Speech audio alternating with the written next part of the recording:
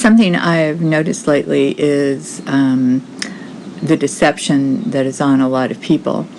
You really cannot violate God's design of you and expect good results. And by violating His design, I mean, it can be something as simple as you can't smoke cigarettes and expect to be in good health. That might sound silly, but as a child growing up, both my parents smoked, and I can remember standing outside my mother's hospital room.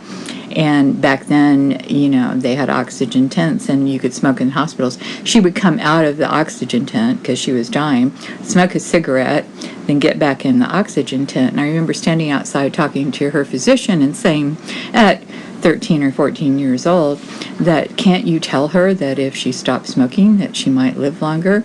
And he said, well, I'm not going to take that away from her. That's her only joy. So neither of my parents ever made the connection that what they were doing was actually causing bad results, bad health, bad things in their life, not to mention our lives.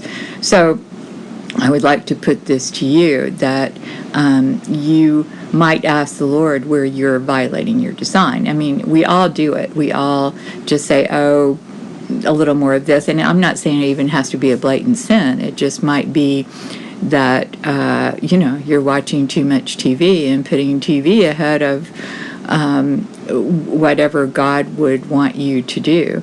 So the other violation of design that comes to mind is, doing bad things or tolerating sin in your life and then expecting that your gifting, it might be a great gifting, or getting people to pray for you or you praying is going to mitigate that. And that is not true.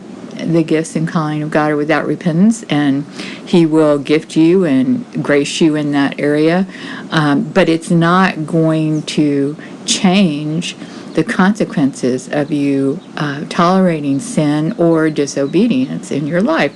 There are consequences there. So I would challenge you to ask the Lord to show you where you are violating His design of yourself, and if there's anything He wants you to change, and if there is, then He will give you the grace to do it.